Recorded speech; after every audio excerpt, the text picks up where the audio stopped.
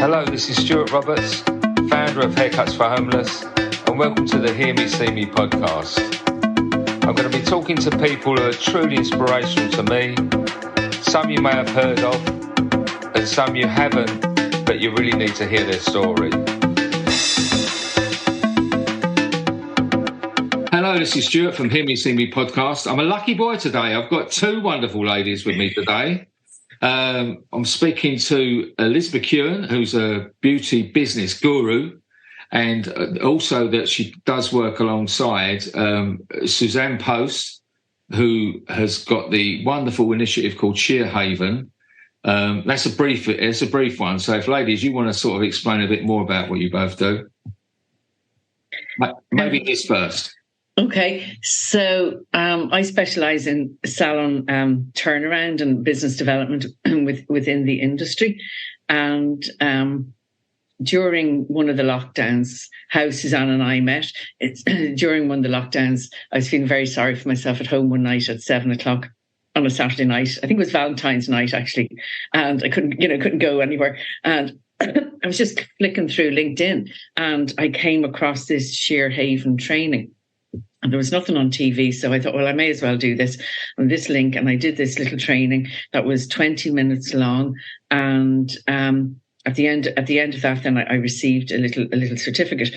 And I remember thinking to myself, time goes on, but it brought me right back to a situation that I'd had like many years ago, where I literally had to flee for my life and go into hiding, and I was, so terrified. And I remember just sitting there after doing the training and saying to myself, oh my God, if this was now in Ireland, we weren't allowed to go any more than, we could only go 2 kilometres at the time during that lockdown. And I remember thinking, well, if I had to make a getaway now and I could only go 2 kilometres, I would be dead. That is really, the nuts and bolts of it. And it just stayed with me, and I just stayed thinking about it for a while. And then I had noticed, during all those months where salon owners, I might have seen them on social media that I might have worked with before, putting out posts of, if you, I know you can't come to the salon now, but, if you need me, just ring me and ask me for eyeshadow such and such. But if you need me to call the authorities, say such and such a colour eyeshadow. And I'd observed all of this going on. So it just made me sit and think, well, I actually felt I had a responsibility to do something about this. And also, I've come across it in the course of my own work. So I thought, right, okay, everybody in our industry is starting to do virtual training, even though none of us have a clue how to use a computer. But anyway, everybody was doing virtual training. And I thought, I'm just going to put this out in a newsletter next week. You're all very busy doing virtual training at the moment. I suggest you do this. You might just save a life. And I thought no more of it, just sent it out. Nobody responded to me, like typical. Nobody said thanks or welcome, anything like that. But it still stayed with me. And I thought, what, having worked in the industry for so many years, I just thought, it would be helpful to bring this to a UK and Irish industry, to our sector at this point. So we reached out to Susanne, and poor Susanne has had to put up with me since. So, it's sad, that there's such a demand for training, but it's very, I feel very privileged to be in a position to actually bring it to the industry. So that's my background really, and how I met Susanne and Shear Haven. Oh, and it's been such a pleasure. I'm so honored to be here with you today, Stuart. And of course, Liz is a delight. It's been amazing getting to know her through this initiative. But just a bit about my background. I've been a salon owner and a stylist in Nashville for many, many years, almost 30 years. And I'm also a survivor of domestic abuse. And my backgrounds kind of came together in 2017 after I heard that a law had been passed in a different state that was now requiring domestic violence education for all beauty professionals in their location. And it just hit me. I knew that it was something that initially I just needed to bring to my community. And so it started so small. I reached out to several friends who connected me with the local YWCA, which is an organization that is the biggest domestic violence service provider in our area, in our region. And we started creating this domestic violence 101 training that we provided in person, salon by salon. And it very quickly became evident that it needed to be bigger. I needed to be able to reach more people in Tennessee. And so I reached out to a local lawmaker and started the process of passing legislation in Tennessee that would require this training. And that's when it just started to expand. Basically, through COVID, I connected with the lead educator for Barbicide, Leslie Rosti, and that's when we created an online training, which was able to have the reach that it has now, which is how we got to the point of, me being able to reach Liz, for example, across an ocean. And, I'm happy to share more details about that story, but that's kind of how we ended up where we are right now. That's the very short version of how we ended up where we are. Well, it's amazing. Really, I should have took the course, shouldn't I, before? If I was a real well, it's confession time. I haven't done the course yet, but I will do the course. Yes. Yeah, I love the part of it, because in what I do on my day-to-day basis is I come across a lot of women who are trapped, and some people I meet some women who are actually fleeing, and they're in these refuges I go. But I did have a salon for 30 years, so I remember well. And there's that connection that we have as hairdressers, and same for beauty parlours and stuff like that. That you've got this trust, and you actually get intuitive with your client. When you've done we only see them once every 6 weeks for a couple of hours, but sometimes they don't see their family for that much, some of their extended family, and you get to pick up when they're off. And I used to, without any training, or before I had any experience with the charity I do now, I used to know when something was off. I used to know when by her language of, I'm not allowed to have it short. There's these little things will creep in, and the coercive control and maybe the financial control. You get little glimpses of it anyway. So I think this is crucial. Your training is crucial to amplify what we've got naturally as hairdressers. Mm-hmm. Well, and that's exactly, you touched on it perfectly, because isolation is one of the biggest indicators of there being something wrong in a relationship. Often people will be pulled away from their closest friends, their closest family members, and the salon or the spa may be the only place that they're kind of allowed to still regularly go. And of course, we know as beauty professionals that our relationship is so intimate with our clients, and our bird's eye view of what's going on in their lives, with seeing patterns regularly over months and months and years, we become so close, and we're able to see when something might be shifting or if something just isn't quite right. Yeah, definitely. So what does someone have to do to get the training? It is a free online training that you can find through many places. You can find it on the YWCA Nashville. You can search Shear Haven YWCA and you can find it. I know Liz has a link on her personal page. On my website? Yes. So you can find it through Liz. Dermalogica has also come on as a partner. And so I know that they are also providing it through their platform. Mm-hmm. We've been touched by just how many industry leaders have really resonated with the training and have been able to offer it, but it's important to us that it always be accessed for free at no charge. Yeah. So it's 20 minutes. It's very easy. And there's a little test at the end that will give you a certificate. Yeah. So how does someone go about, what's your experience, Liz, of then implement it? You know, it's all right to have the knowledge, but then how do you implement it with that subject? So it was July 2021, wasn't it, really, where we launched it officially in the UK and Ireland. And, you know, I've been in the industry a long time, Stuart, and, you know, launched so many things over the years, but my phone did not. I had 2 weeks where I was just, you know, TV stations in Ireland fighting over it. And we got all the UK and Irish consumer press as well as all the trade press. So the appetite for it was just, incredible. So that's tell me the question again, Stuart. I've lost my train of thought. What was how does then someone much had the training then implement it with a customer? How do they implement it? But yes, that's what I was going to say back. The feedback that I got from everybody in the industry was I didn't know what to say. You know, people would sit in my chair. I'd know by the bruising. I'd know by the, you know, makeup covering the bruising. You know, people saying they've alopecia where the hair has actually been pulled out of their head or whatever it is.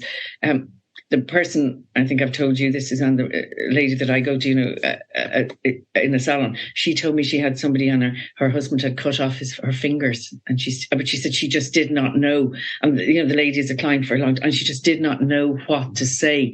And what she said to me was that the training has empowered me now to know what to say. Previously, I didn't know what to say. So that was the biggest feedback that I was getting from people, that now from doing this little 20-minute training that most people could do, you know, when they're having their lunch, rather than being on social media just for one day.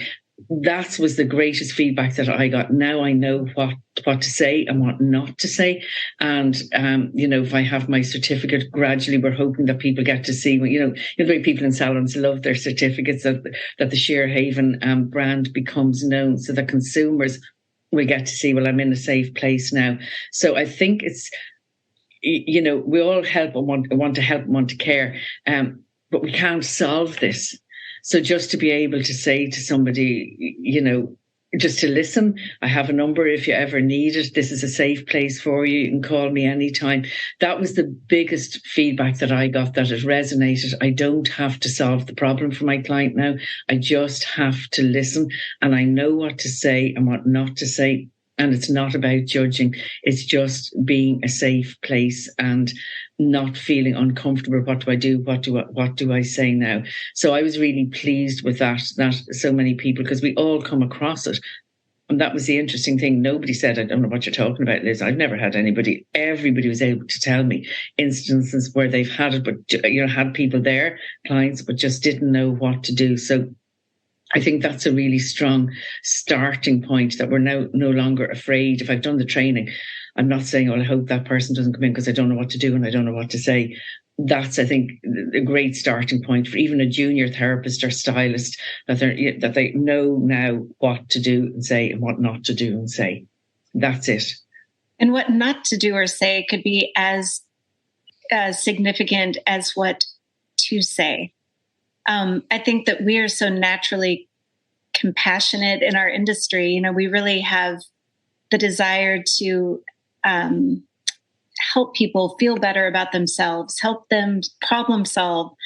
And I think that there were harmful ways that we used to insert ourselves, meaning well.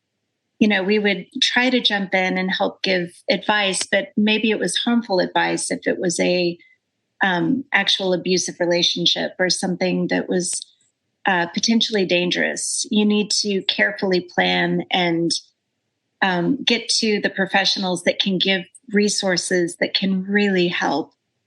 And one of the things that we provide in our training is now downloadable, printable brochures and sheets that can be put in places like bathrooms or changing areas, where someone could tear off a number to a refuge or a domestic violence resource and be connected with the professional, the therapist that can really give the right advice for the right situation, because there's not a one size fits all.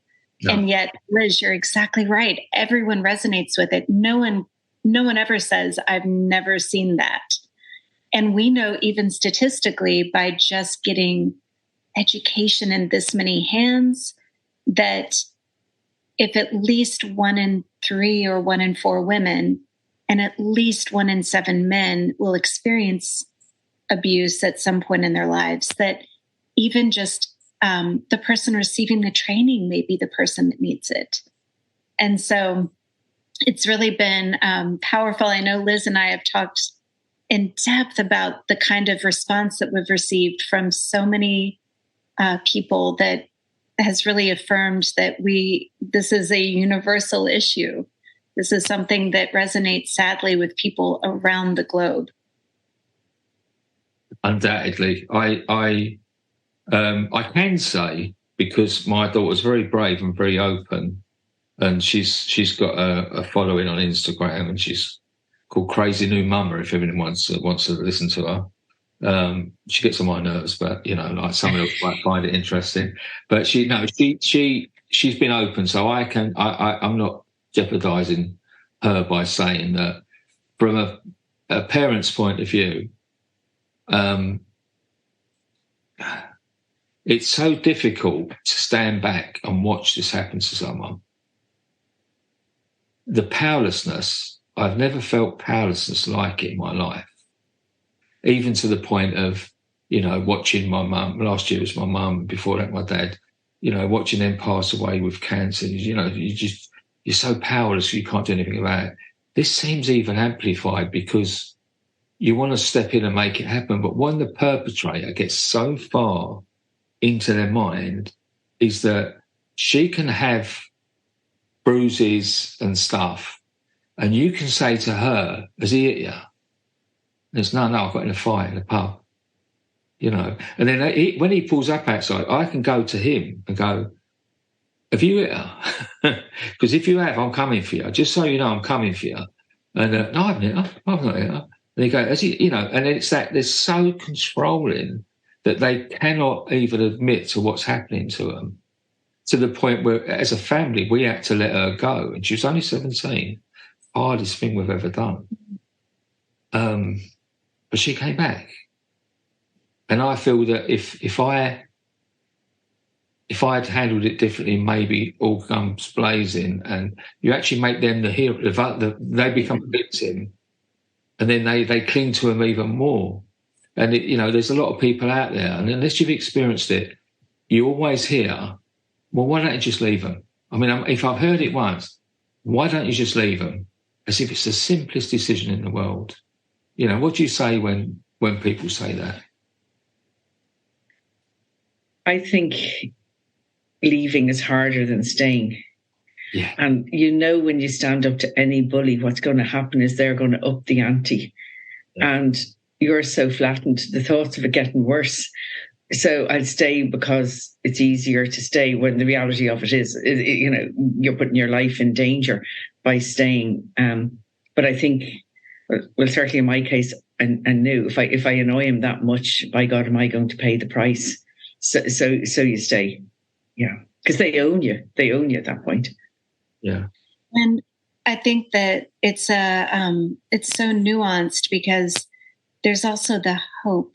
There's the hope that something will change. You might, because of the cycle of violence is so confusing, you start off in such a honeymoon phase where someone is so charming and love bombing, and you are receiving things that you never dreamed were possible.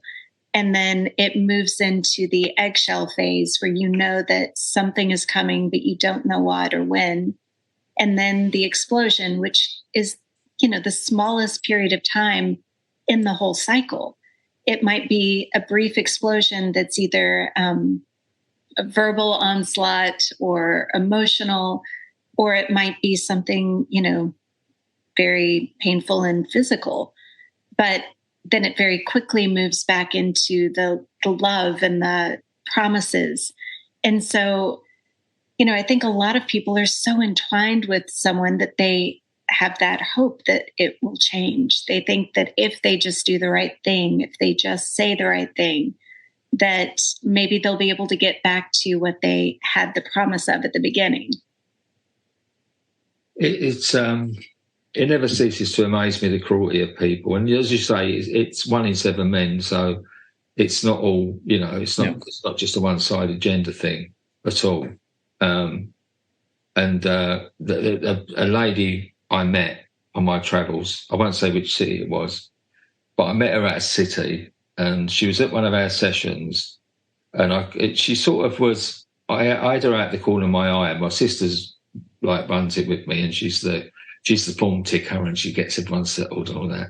And this woman sort of edged towards her a little bit. And then, it was nearly towards the end of the session, and I saw her say to my sister, "Oh, do you think I can have my hair cut?" So I quickly motioned to her and said, "Look, I'll do that one," because I could see she was really vulnerable. And she had long, sort of straggly hair, like the sort of very fine, straggly hair, unkempt. And couldn't do a lot because sometimes we're just doing a little dry cut or something. But I just gave her a lovely little bob. And she came alive. After a little while, she started to talk more. She came, and she was so pleased with this bob cut. And then she opened up to my sister, and she was saying to her that it's the first haircut she had in 7 years. So her partner was money controlling, coercive control, financially coercive, sorry. And she wasn't allowed to have any money. She would have to go and get his beer and that, but he would know he'd give her the right money, or he'd know how much change he wanted. So she'd never have any money. So he got to the point where she, at one time, when she knew she had to go, was that he poured her petrol over her in his drunken state. She had to stand in the middle of when she was explaining this to us, I just couldn't believe. She had to stand in the middle of the living room, and he was sitting in a chair, and she was covered in petrol, and he had a lighter, and he kept flicking the lighter on and off. And at some point, he passed out, and that was a point where he wouldn't let her go and have a shower. She was standing there with his lighter going off, and she knew she would be killed if she didn't get out then. So she managed to find where he had some money stashed, and she left that city with no possessions, just some money to get a train ticket. She went from that city to the city we were in, and she was in the process in that place of then being moved on to a safe house. Probably the most important haircut I've ever done, and so my point is it's not sort of sharing horror stories. I mean, it took my breath away when you said they cut her fingers off, that poor lady. But I think the point is saying that this is the extremes it can get to. So, people need to know the extremes it can go to when they're at the beginning, starting to just turn a blind eye on some behaviours, because that's how far it can go if it's not dealt with. Well, and our hope is that by opening up more conversations and reducing the stigma around, there's so much shame and so much stigma around this issue, that we can reach people with the early patterns, the warning signs, the recognition of what an abusive relationship is and what the cycle is before it gets to such a terrible point, before it gets to that dangerous point.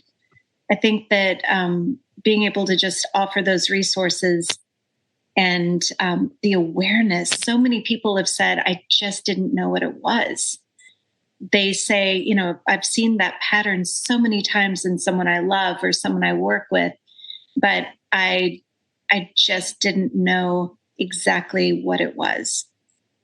And so, yes, please let us reach as many people as we can with that sort of information, just to start to make a shift in it.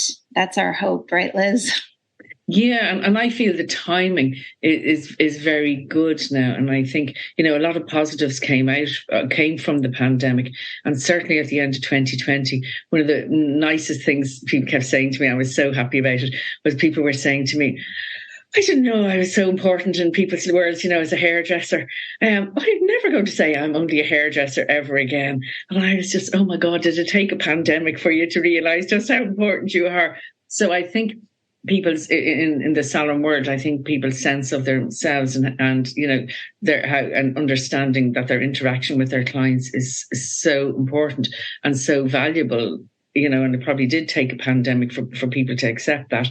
So I think certainly the people I've been talking about feel a little bit more confident in their role within their clients' worlds now, and have a better understanding of how important they are, and probably feel a little bit more empowered to recognise and help with this situation. Whereas I think years ago it was always, oh, I'm only a hairdresser. Like, I don't matter. I'm only the hairdresser.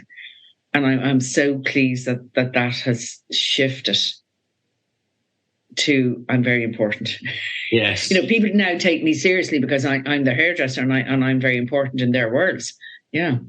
Yeah. It's amazing, isn't it? That, and I've been doing it.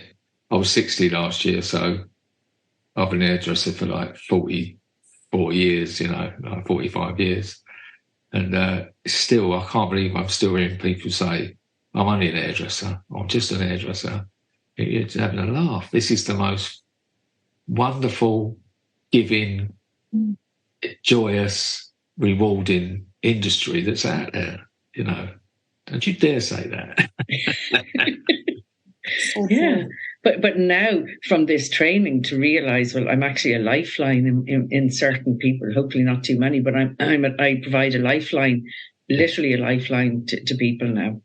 I mean, the great thing is we're lucky now. We've got a little army of about, I think we're over 600 volunteers in our little thing. So, there's no reason now why I can then get the link and I can send it out to all our WhatsApp groups.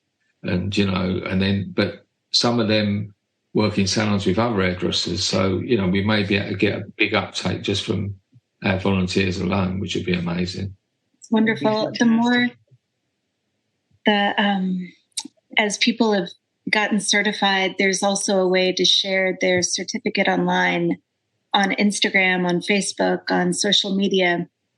And, just a few words about how it impacted them personally. And if you just search, hashtag Shear Haven, you'll see so many certificates from people that I think we've reached maybe 130 countries, 100. Wow. Yes, 130 countries. I believe it's 81,000 people to date since we launched it in October of 2020. And, just seeing how connected we are, the heart of what you do, Stuart, clearly resonates across the world.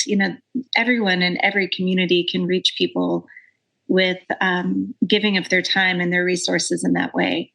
And in the same fashion, I think it is powerful to see how people, will take the training and talk to their coworker about it. And then suddenly 10 people in their salon are certified. Yeah. And it's truly a safe place for anyone who walks in the door. Yeah. And so it's just that organic movement. And that's how people can really help, is just by spreading the word. Yeah, fantastic. So what's the plans now? Where's it going to go next? Oh, goodness. So many plans. Well, I think I'm just going to interrupt here. I think Susanne has been a bit coy here because it is now law in Tennessee, isn't it? It is. We're at about the 1 year mark from when the law went into effect here in Tennessee, that requires the training for, not necessarily our training, but requires domestic violence education. So ours is the only online training that most people in our state use. But if they wanted to find an in-person training, they certainly could. But now every licensed barber, cosmetologist, esthetician, nail tech, and natural hair braider as well as everyone in school for all of these wonderful industries, is now required to receive it here in our state. And we have had people from other states that have now reached out after seeing and hearing about what we've done, saying, we want to do this here in Montana. We think we need this education mandatory in Michigan or New Jersey. You know, there's people that around the country have now reached out wanting to pass similar movements and legislation. And so, yes, Liz and I have the dream of this being kind of a positive movement in that way, that people are inspired to spread it in that way, which would be amazing. And we're also working on getting it translated into a few other languages. So, you know, as of now, it's only available in English, and people have clearly resonated with it, even just in English around the world, you know, in South America and across Europe and in Africa and Asia. But, and certainly Australia, you know, if you look at where people have been certified, it's everywhere. But I just think we could have even greater reach with more languages provided. Yeah, definitely. Have you got plans? Have you got plans, Liz, to bring it to like the Ireland and the UK as legislation? Is that something? Well, I would need help with that. But I think yes, that would be a real good starting point. I know something has been passed in Ireland recently. You know, that people get time off now for domestic violence, you know, like paternity and maternity leave, that with domestic violence there's a certain number of days, not just in our industry, but in industry in general, that people can now have time off. So it's starting to move in Ireland. I would certainly be very interested, in bringing it to the UK, but I would need help, Stuart. Yeah, I'm there. I'm happy to come over. Yeah, but I do think, it definitely does. Yes, there's no reason for it not to go that way. Yeah, I think people in a good position to sort of look at that is the British Beauty Council. Yes. Millie Kendall was just, I don't want to give her any more work because she's got enough. Yeah. But people like that are, you know, in a position where she does speak to the government, and that's what you need, isn't it? Is someone to speak on the behalf of the importance of getting it into something. Yes. It would have to be from the governing bodies, wouldn't it? Yeah. And I think, you know, it makes sense. You need to put these things in the roots of things. The colleges, you know, make it part of this college syllabus, so that every single college, you know, so people are looking for it at that early stage, and they can learn and then get their experience as they go along. But get the idea of it, you know, right at the beginning, the grassroots, where everyone begins their salon training. Okay, Stuart, have I not got enough work to do? Yeah, sorry. I'm good at that. That's okay. Sorry, I'm recovering from a cold. Yeah, okay. Well, I should put that on my list. Well, Suzanne, would you stop giving me more? I'm more than happy. You're welcome. We'll team up, Liz. We've got this. You'll have to come. Yeah. I mean, there's no reason why not. Why it shouldn't be on the syllabus. Yeah. No, I think so. Yeah. Well, if I can help in any way, thank you. I'll only put it in other people's ears, but it needs to be. It's just such a no-brainer, and anyone who's affected by this knows the importance of it. You know, it's just, you've done. You know, we're having a laugh now, but it's so serious, and it's just, if you get, you know, it's the thing. It's not just changing someone's day; it's saving someone's life. It sounds dramatic, but it's as important as that. I think, I mean, because you've said about, because when you're talking, I can't, sorry, we've got a project in Dublin. Oh, have you? Yeah. It's one of, I haven't got favourites, but it's probably up there. It's okay. the Capuchin Centre in Dublin. Oh, yes. With brother Kevin, and, you know, it's just a wonderful place. The friars. Yeah, I've been there. They do incredible work. Yeah, we've been there since probably only about a year in that we opened up over there, and we've got a great team of people there. But yeah, something I can put towards them as well. In fact, I say that is the judgmental thing of another thing that Brother Kevin taught me just before he's just retired. Funny. Yeah. And he had a day. He was out in front one day, and a lady pulled up in a car, and she came in to get some stuff and went back to the car, and he stopped her on the way out. And he said to her, that, why do you need to come in here if you've got a car? And she said, well, I'm really sorry, Brother Kevin, but the last time my husband beat me, he beat me so bad I thought he was going to kill me. So I've had to escape with the children, and we're living in the car. And he said to me, so we got them in and we looked after them, clothed and fed and everything that they needed. And he said, to that day, I've never questioned anyone who wants to come in. I've never judged anyone. If they're hungry, we'll feed them. We'll feed them.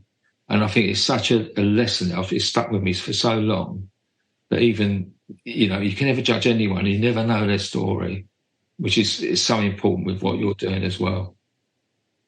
And everybody has a story. Of course. Yeah. Mm. And we carry this stuff around, and but I'm so pleased that you both come on. So what we'll do, we'll this on when it's all done, and we'll put links on, links for everything that they can go on. We'll have a link so people can tap straight on it and go straight to the training. And I'll encourage everyone. I know I'll be really encouraging. I can't order them because they're not employees, they're volunteers, but I will really heavily encourage them to do all the training. I encourage every governing body to get behind pushing this out. I think it needs to go into colleges, and I think we need to start at some point having it as legislation in our country, definitely, that it's mandatory as part of the education that we have. Having it start at the beginning is such a good place to start, just with the foundation of the education, just moving into the industry. It's foundational because it's something that everyone will see as they start working with people, with their clients. Yeah. Well. Yeah, I also think, though, on a different note, it's really important for employers to do this training because, like I'm sure when you had a salon, Stuart, you had a big team of people. So, there can be people on your team that are suffering this as well. And like, if I know the signs, then I can spot it. And it has happened to me in a few times in the course of my work.